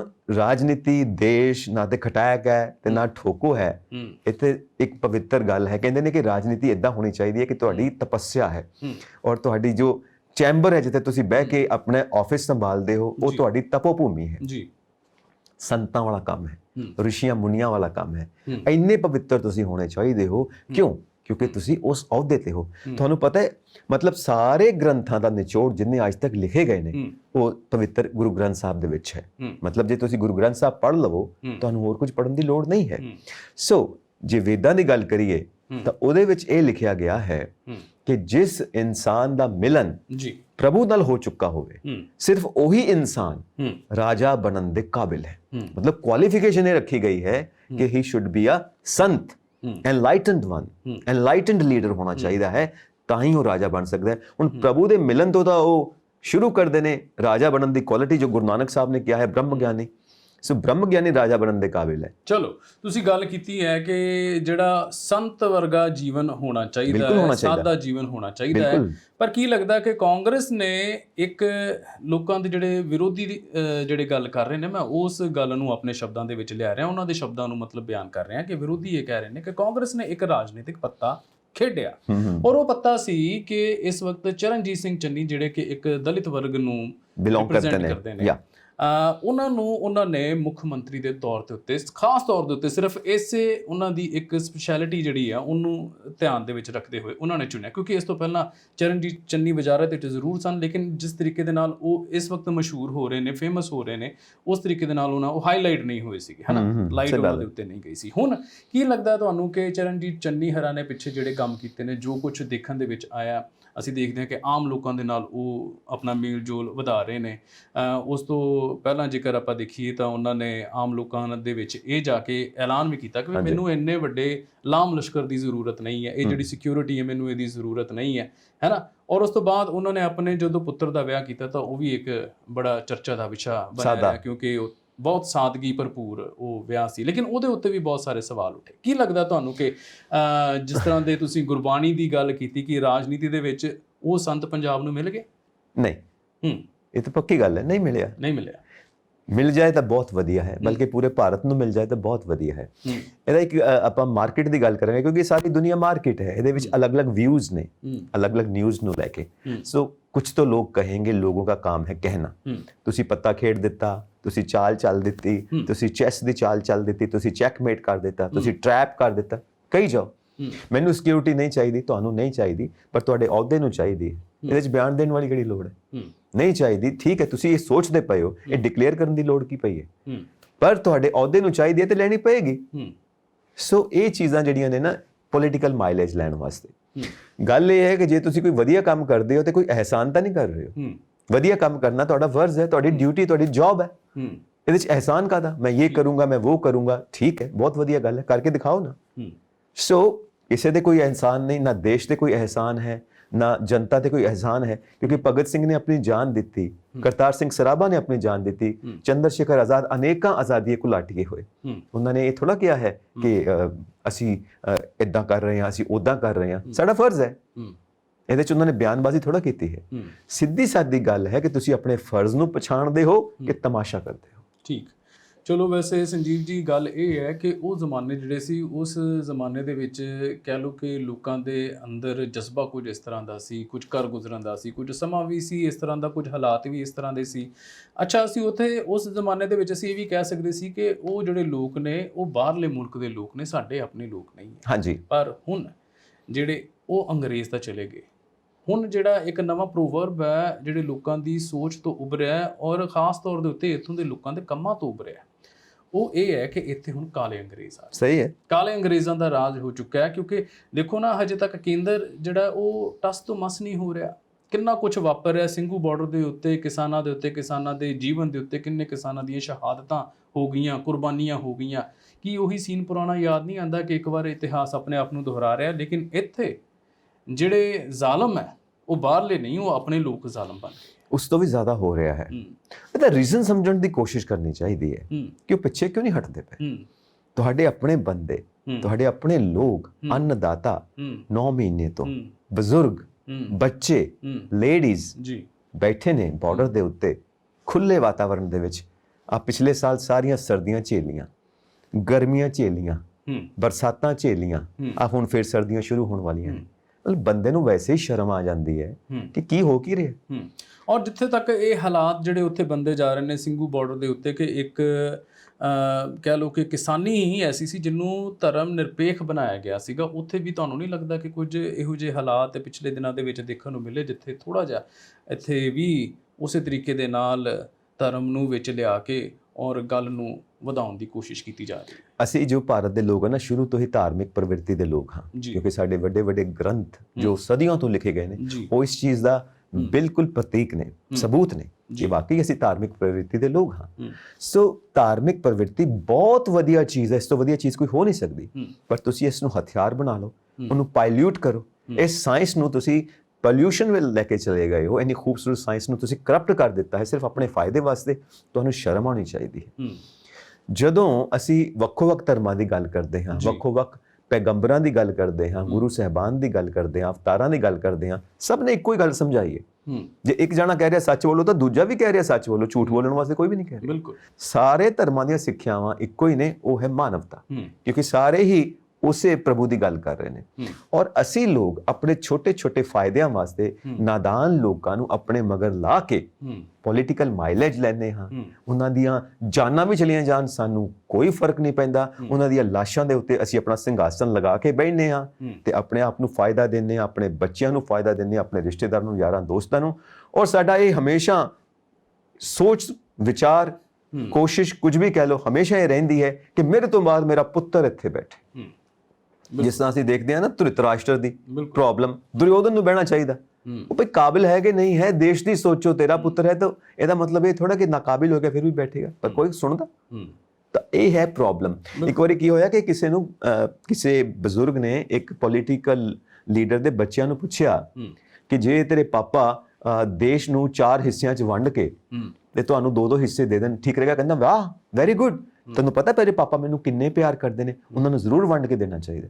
ਉਹ ਤੁਹਾਡਾ ਘਰ ਦਾ ਪਿਆਰ ਹੈ, ਪਰ ਦੇਸ਼ ਤੁਹਾਡੇ ਪਿਓ ਦਾ ਥੋੜਾ ਕਿ ਤੁਸੀਂ ਵੰਡ ਕੇ ਬਹਿ ਜਾਓਗੇ। ਬਿਲਕੁਲ ਜੀ। ਔਰ ਇਸ ਪੁਆਇੰਟ ਦੇ ਉੱਤੇ ਜ਼ਰੂਰ ਆਪਾਂ ਇਹ ਗੱਲ ਕਹਿਣੀ ਚਾਹਾਂਗੇ ਕਿ ਅੰਗਰੇਜ਼ਾਂ ਨੇ ਇੱਕ ਫਾਰਮੂਲਾ ਜਿਹੜਾ ਅਪਣਾਇਆ ਸੀ, ਉਹ ਸੀ ਵੰਡ ਪਾਓ ਤੇ ਰਾਜ ਕਰੋ। ਔਰ ਕੁਝ ਇਸੇ ਤਰ੍ਹਾਂ ਦੇ ਉਸੇ ਫਾਰਮੂਲੇ ਦੇ ਉੱਤੇ ਸਾਡੇ ਅੱਜ ਕੱਲ੍ਹ ਦੀ ਪੋਲੀਟੀਕਲ ਪਾਰਟੀਆਂ ਵੀ ਚੱਲ ਰਹੀਆਂ ਨੇ। ਲੇਕਿਨ ਇੱਥੇ ਲੋਕਾਂ ਨੂੰ ਦੇਖਣਾ ਪਏਗਾ ਕਿ ਉਹਨਾਂ ਨੂੰ ਸਮਝਣਾ ਪਏਗਾ ਕਿ ਉਹਨਾਂ ਦੀਆਂ ਚਾਲਾਂ ਦੇ ਵਿੱਚ ਆ ਕੇ ਅਸੀਂ ਇਹੋ ਜਿਹੇ ਜਿਹੜੇ ਕੰਮ ਹੈ ਉਹਨਾਂ ਦੇ ਮਗਰ ਨਾ ਲੱਗ ਜਾਈਏ ਜਿਹਦੇ ਨਾਲ ਸਾਡਾ ਜਿਹੜਾ ਨੁਕਸਾਨ ਹੋ ਜਾਏ ਔਰ ਜੋ ਉਹਨਾਂ ਨੇ ਪੋਲੀਟੀਕਲ ਮਾਈਲੇਜ ਲੈਣੀ ਹੈ ਉਹਨਾਂ ਨੂੰ ਫਾਇਦਾ ਹੋ ਜਾਏ। ਬਿਲਕੁਲ। ਸੋ ਮੇਰੇ ਖਿਆਲ ਦੇ ਨਾਲ ਅੱਜ ਦੀ ਅਸੀਂ ਵਿਚਾਰ ਚਰਚਾ ਨੂੰ, ਅੱਜ ਦੇ ਵਿਊ ਨੂੰ ਆਪਾਂ ਇੱਥੇ ਹੀ ਦਰਸ਼ਕਾਂ ਦੇ ਨਾਲ ਸਾਂਝਾ ਕਰਦੇ ਹੋਏ ਸਮੇਟਦੇ ਹਾਂ। ਇੱਕ ਚੀਜ਼ ਮੈਂ ਕਹਿਣਾ ਚਾਹਾਂਗਾ ਕਿ ਵੰਡ ਪਾਓ ਤੇ ਰਾਜ ਕਰੋ, ਡਿਵਾਈਡ ਐਂਡ ਰੂਲ, ਇਹ ਅੰਗਰੇਜ਼ਾਂ ਦੀ ਪਾਲਿਸੀ ਸੀ। ਅਸੀਂ ਇੱਕ ਚੀਜ਼ ਹੋਰ ਜੋੜੀ ਹੈ, ਐਂਡ ਕੀਪ them illiterate। ਉਹਨਾਂ ਨੂੰ ਅਸਿੱਖਿਅਤ ਰੱਖੋ, ਸਿੱਖਿਆ ਨਾ ਲੈਣ ਦਿਓ, ਐਜੂਕੇਟ ਨਾ ਹੋਣ ਦਿਓ, ਕਿਉਂਕਿ ਫਿਰ ਸਿਆਣੇ ਹੋ ਜਾਣਗੇ, ਸਾਡੀਆਂ ਚਾਲਾਂ ਸਮਝ ਲੈਣਗੇ। ਕਿਉਂ? ਕਿਉਂਕਿ ਅਸੀਂ ਜੋ ਪੋਲੀਟੀਕਲ ਪਾਲਿਸੀ ਅਪਣਾਈ ਹੈ, ਜੋ ਆਫੀਸ਼ੀਅਲ ਪਾਲਿਸੀ ਅਪਣਾਈ ਹੈ, ਉਹ ਹੈ ਗੁਲਾਮੀ। ਔਰ ਅਸੀਂ ਇੰਨੀ ਪਿਆਰੀ ਤਰ੍ਹਾਂ, ਇੰਨੀ ਸਮਾਰਟਲੀ ਡਿਜ਼ਾਈਨ ਕੀਤੀ ਹੈ ਕਿ ਇਹਨਾਂ ਨੂੰ ਪਤਾ ਨਹੀਂ ਲੱਗਦਾ ਕਿ ਇਹ ਸਾਡੇ ਗੁਲਾਮ ਨੇ। ਇਹ ਉਹੀ ਸੋਚਦੇ ਨੇ ਜੋ ਅਸੀਂ ਕਹਿੰਦੇ ਹਾਂ ਸੋਚੋ, ਇਹ ਉਹੀ ਕਰਦੇ ਨੇ ਜੋ ਅਸੀਂ ਕਹਿੰਦੇ ਆ। ਗੱਲ ਉਹੀ ਹੈ ਨਾ ਸੰਜੀਵ, ਕਿ ਵਿਊ ਦੀ ਗੱਲ ਆ ਗਈ, ਤੁਹਾਡੀ ਸੋਚ ਦੀ ਗੱਲ ਆ ਗਈ। ਬਿਲਕੁਲ ਸਹੀ। ਜਿੱਥੇ ਤੁਸੀਂ ਗੱਲ ਕੀਤੀ ਕਿ ਵੰਡ ਪਾਓ ਤੇ ਰਾਜ ਕਰੋ, ਉੱਥੇ ਹੀ ਗੁਰਬਾਣੀ ਕਹਿੰਦੀ ਹੈ ਕਿ ਵੰਡ ਖਾਓ ਖੰਡ ਖਾਓ। ਅਸੀਂ ਤਾਂ ਪੰਜਾਬੀ ਆ, ਅਸੀਂ ਇਸ ਸੋਚ ਦੇ ਪਿੱਛੇ ਲੱਗਾਂਗੇ ਔਰ ਜਿਹੜਾ ਇਹੋ ਜੀ ਸੋਚ ਲੈ ਕੇ ਸਾਡੇ ਸਾਹਮਣੇ ਆਏਗਾ, ਸਾਡੀ ਤਾਂ ਵੋਟ। ਕਿਉਂਕਿ ਲੋਕਾਂ ਨੂੰ ਆਪਸ ਦੇ ਵਿੱਚ ਜੋੜਨਾ ਹੀ ਕ੍ਰਾਂਤੀ ਹੈ। ਲੋਕਾਂ ਨੂੰ ਖੇਰੂ ਕਰਨਾ ਕ੍ਰਾਂਤੀ ਨਹੀਂ ਹੈ, ਉਹ ਤਾਂ ਵੰਡੀਆਂ ਪਾਉਣੀਆਂ ਨੇ। ਜਦੋਂ ਲੋਕਾਂ ਨੂੰ ਜੋੜ ਕੇ ਤੁਸੀਂ ਇੱਕਮਿਕ ਕਰ ਦਿੰਦੇ ਹੋ, ਉਦੋਂ ਅਸਲ ਮਾਇਨੇ ਵਿੱਚ ਕ੍ਰਾਂਤੀ ਆਉਂਦੀ ਹੈ। ਇਹ ਭਗਤ ਸਿੰਘ ਦਾ ਕਹਿਣਾ ਹੈ। ਠੀਕ ਹੈ ਜੀ। ਤੇ ਅੱਜ ਫਿਰ ਅਸੀਂ ਉਸੇ ਮਹਾਨ ਸ਼ਹੀਦ ਦੀ ਜਿਹੜੀ ਕਹੀ ਹੋਈ ਗੱਲ ਹੈ, ਉਹਦੇ ਤੇ ਆਪਾਂ ਇਹ ਸੋਚ ਲਈਏ ਕਿ ਆਪਾਂ ਇਸ ਚੀਜ਼ ਨੂੰ ਅਮਲ ਦੇ ਵਿੱਚ ਵੀ ਲਿਆਣਾ ਹੈ। ਬਿਲਕੁਲ। ਅੱਜ ਦੀ ਇਸ ਵਿਚਾਰ ਚਰਚਾ ਨੂੰ ਅਸੀਂ ਫਿਰ ਇੱਥੇ ਹੀ ਸਮੇਟਦੇ ਹਾਂ ਜੀ, ਤੇ ਮਿਲਦੇ ਹਾਂ ਅਗਲੇ ਪ੍ਰੋਗਰਾਮ 'ਚ। ਤਦ ਤੱਕ ਦੇ ਲਈ ਤੁਸੀਂ ਸਾਰੇ ਬਣੇ ਰਹੋ ਪੰਜਾਬ ਮੇਲ USA TV ਤੇ ਮੈਨੂੰ ਕਮਲਪ੍ਰੀਤ ਨੂੰ ਤੇ ਮੇਰੇ ਨਾਲ ਸੰਜੀਵ ਯਸ਼ ਖੰਨਾ ਨੂੰ ਦੇ ਦਿਓ ਇਜਾਜ਼ਤ। ਸਤਿ ਸ਼੍ਰੀ ਅਕਾਲ। ਸਤਿ ਸ਼੍ਰੀ ਅਕਾਲ।